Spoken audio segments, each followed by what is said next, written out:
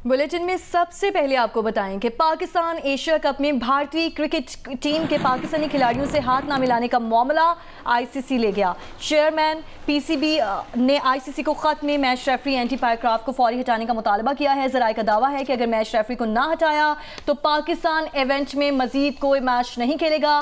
Chairman PCB और सदर Asian cricket council Mohsin Naqvi ने कहा कि पाक भारत मैच में रेफरी ने क्रिकेट के स्पिरिट के खिलाफ इक़दाम किए हैं और मैच रेफरी ने आईसीसी कोड ऑफ कॉन्डक्ट की खिलाफ वर्जी की है। पाक भारत मैच में स्पोर्ट्समैनशिप न देखकर मायूसी हुई। पाकिस्तान क्रिकेट बोर्ड ने आईसीसी और एमसीसी को कानून और कवायद और ज़वाबित की खिलाफ वर्जी पर एहतजाजन ख़त लिख दिया है।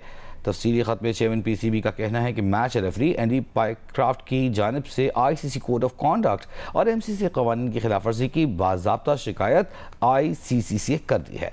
मैच रेफरी ने क्रिकेट की स्पिरिट के खिलाफ इक़दाम किए।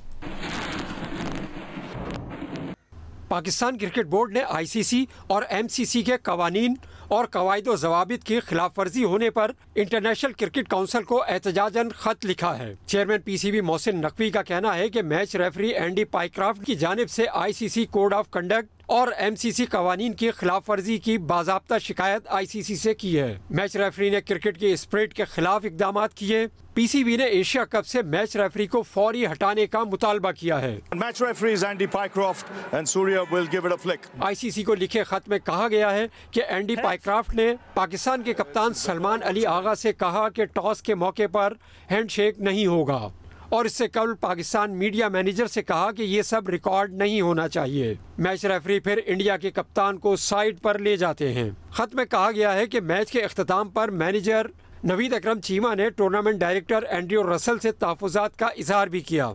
एंड्रयू रसल ने कहा कि उन्हें भारतीय क्रिकेट बोर्ड से हिदायत मिली हैं और फिर कहा कि ये असल में भारतीय हुकूमत की हिदायत हैं। खत में पीसीबी ने एमसीसी कवानीन का हवाला भी दिया है और बताया है कि आईसीसी के कोड ऑफ कंडक्ट की किस शिक की खिलाफ वर्जी की गई है। मैच रेफरी ने आईसीसी कोड ऑफ कंडक्ट की खिलाफ वर्जी की जो कि स्पिरिट ऑफ द गेम को नुकसान पहुंचाने की कोशिश है। उनका conduct spirit of the game और एमसीसी कवानीन के मनाफी है जो कि एक बहुत बड़ी खिलाफ वर्जी है। ज़राए के मुताबिक अगर मैच रेफरी एंडी पायक्राफ्ट को ना हटाया गया तो पाकिस्तान एशिया कप में मजीद कोई मैच नहीं खेलेगा। इसी मामले पर बात करेंगे। Senior sports journalist Abdul Majid Bhatti हमें टेलीफोन लाइन पर ज्वाइन कर रहे हैं। भट्टी साहब, ये बताइएगा कि मामला हाथ ना मिलाने से लेकर अब तो ज़्यादा संगीन हो गया है। पाकिस्तान यूं लगता है कि अब दस्तबरदार होने जा रहा है। अगर आईसीसी ने जिसको हेड कर रहे हैं जय शाह पाकिस्तान का मुतालबा ना माना तो दूसरा, पाकिस्तान ने अंदर भी कोई एक्शन लिया है, इन हाउस भी? जी हाँ, वजी जो हमें इत्तलात आ रही हैं पीसीबी हेडक्वार्टर लाहौर से कि मोहसिन नकवी साहब जो पीसीबी के चेयरमैन हैं वो बहुत सीरियसली इस सारे मामले को टेकअप कर रहे हैं। बल्कि उन्होंने अब से थोड़ी देर पहले जो एक ट्वीट किया है एक्स अकाउंट पर, उसमें उन्होंने कहा है कि मेरे लिए पाकिस्तान की इज्जत और वकार से बढ़कर कोई चीज नहीं है। लेकिन जो लाहौर से खबर आ रही है कि ये मैच रेफरी का मामला ताखीर से उठाने पर पीसीबी के डायरेक्टर इंटरनेशनल क्रिकेट उस्मान वाला, उनके बारे में इत्तलात आ रही है कि उन्हें पीसीबी ने मुअत्तल कर दिया कि उन्होंने ताखीर से क्यों खत लिखा आईसीसी को और उन्होंने पाकिस्तान की तरफ से ताखीर से रद्द-ए-अमल देने की क्यों कोशिश की। पाकिस्तान क्रिकेट बोर्ड ने वजीर जो लेटर लिखा है आईसीसी को, तो हमने सुबह से बहुत कोशिश की है कि आईसीसी के जो तर्जमान है यहाँ दुबई में राजशेखर राव, वो कुछ ऑफिशियल वर्जन दें, लेकिन उनको मैसेजेस भी किए गए हैं, लेकिन आईसीसी की तरफ से बिल्कुल खामोशी है, वो कोई रद्द-ए-अमल देने के लिए तैयार नहीं है। लेकिन कल रात हमने दुबई में जिस तरह के मनाजिर देखे, जिस तरह भारत के कप्तान सूर्या कुमार यादव ने प्रेस कॉन्फ्रेंस की, लग रहा था कि कोई बीजीबी का रहनुमा जो है वो प्रेस कॉन्फ्रेंस कर रहा है। तो मेरे ख्याल में अब मामला क्रिकेट से बहुत आगे निकल गए हैं। एशिया कप के मुस्तकबिल के हवाले से अब आईसीसी को पाकिस्तान का मुतालबा मानना पड़ेगा, अदरवाइज। अच्छा भट्टी साहब, ये मामला जो इंडिया चाहता था कि इसे पॉलिटिसाइज करे, तो क्या वो पॉलिटिसाइज करने में कामयाब हो गया है? ये भी बताइएगा कि एक जानिब भारत इस टूर्नामेंट का मेज़बान भी है, दूसरी जानिब आईसीसी में जय शाह और अमित शाह के साहिबजादे जो हैं उनकी मौजूदगी, बीजेपी की मौजूदगी, वो सबको अब पता ही भी है। तो ऐसी सूरत में क्या ऑप्शन होंगे पाकिस्तान के पास?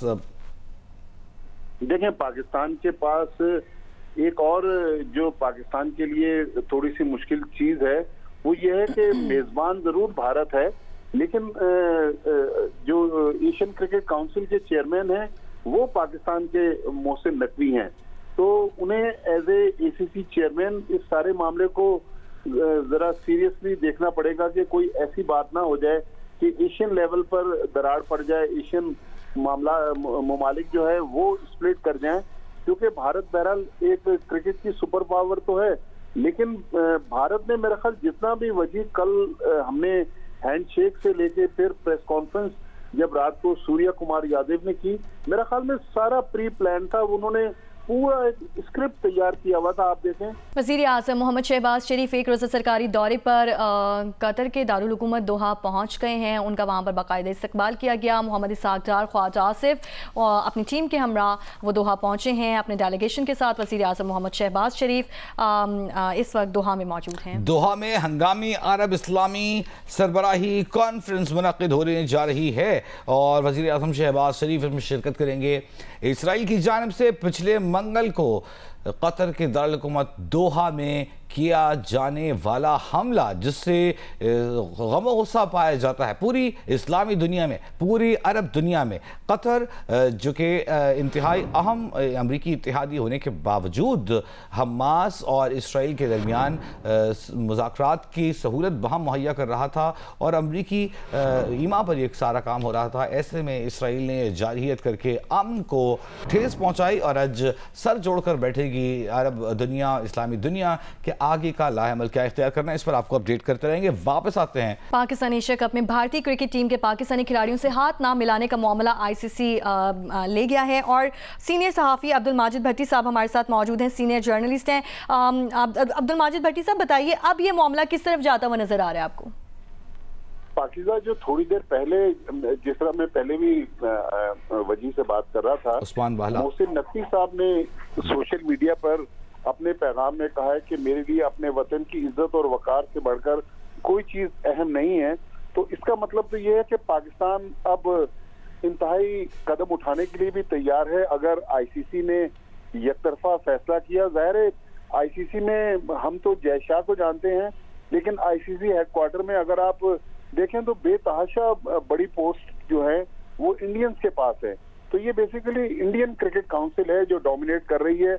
और हमने यहाँ भी दुबई में भी देखा, जब प्रेस कॉन्फ्रेंस होती है तो इंडियन सहाफी जो है वो इस तरह ब्रीफ होके आते हैं, वो इस तरह के सवाल पूछते हैं जैसे उनको पहले से बता दिया जाता है कि अब क्या सवाल करना है और किसने कौन सी बात करनी है। तो लग रहा है कि सारा स्क्रिप्टेड है। इंडिया ने पाकिस्तान के खिलाफ एक लॉबी बनाने के लिए भट्टी साहब यही सवाल मैं आपसे करना चाह रहा हूँ। मोहसिन नकवी साहब का जो सोशल मीडिया पर पैगाम है, there is nothing more important to me than the honour and prestige of my country, ये पैगाम उन्होंने दिया है। लेकिन एक जानिब तो यकीनन भारत की जानिब से तो इस पर आग डालने का काम किया ही जा रहा है। उनके पूरे मुल्क में बॉयकॉट की आवाज़ें उठ रही थी, वो चाहते थे कि उनकी टीम पाकिस्तान से खेले ही नहीं। उनकी जो शिकस्त है ऑपरेशन बुनियान मरसूस में, मारका हक में, वो उन्हें रातों को सोने नहीं दे रही और उसका गुस्सा निकालने के लिए वो चाहते थे कि मैदान पर कोई एक्शन लें और पाकिस्तान को कल उन्होंने शिकस्त जरूर दी, लेकिन उसके बाद जो घटिया हरकत की उसने यूँ लगता है कि उनकी अरमानों को थोड़ी ठंड पहुंचाई होगी उनकी शिकस्त से। लेकिन अब पाकिस्तान क्या कोई जज्बाती फैसला लेने जा रहा है या इस मामले को ठंडा करके देखने की ज़रूरत है? बतौर सहाफ़ी आप बहुत अरसे से सारी सूरत हाल को, बड़े चेयरमैन आए, बड़े चेयरमैन गए, बड़ी सूरत हालें मुख्तलिफ रहीं, आप क्या मशवरा देंगे?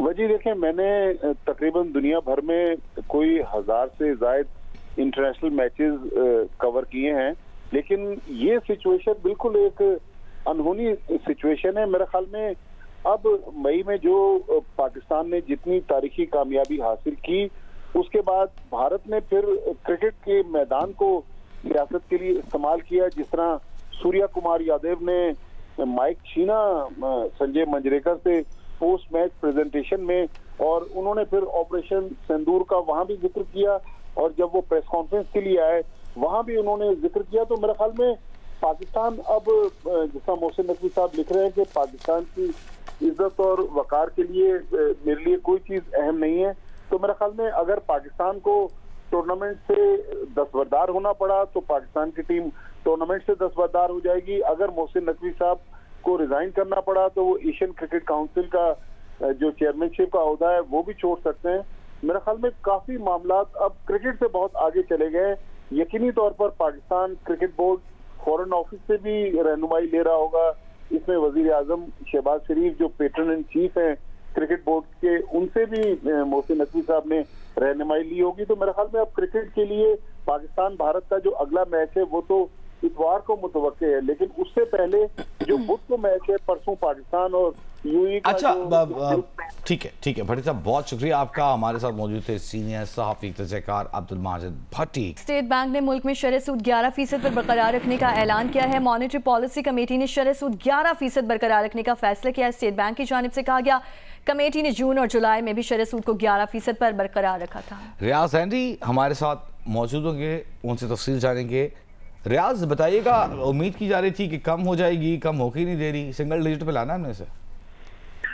बिल्कुल तवक्कुआत थी और मुतालबात थे कि शरह सूद को सिंगल डिजिट किया जाए, बिकॉज महंगाई की जो शरह है वो खासी कम है, 3% पे आ गई थी। और जो हकीकी शरह सूद है जो 11% इंटरेस्ट रेट है और जो महंगाई की शरह है, अगर आप इसे निकालते हैं तो हकीकी शरह सूद 8% है, जो बहुत बुलंद था। इसलिए ये मुतालबा था कि इसे कम किया जाए।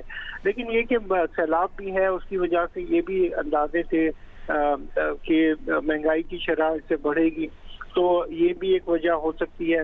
दूसरी ये कि रुपए की जो कदर है वो भी ग्रेजुअली उसको जरा स्ट्रॉन्ग किया जा रहा है, रुपया जो है मजबूत हो रहा है, 1-1 पैसा 2-2 पैसा करके। तो ऐसी सूरत हाल में इंटरेस्ट रेट कम करना वो बिल्कुल इसके एक ऑपोजिट इकदाम होता। लेकिन ये कि आज की जो मॉनेटरी पॉलिसी है उसमें एक नई चीज सामने आई है कि स्टेट बैंक ने पॉलिसी का जो फैसला है वो फौरन अपनी वेबसाइट के ऊपर एक टिकर की सूरत में जारी कर दिया है।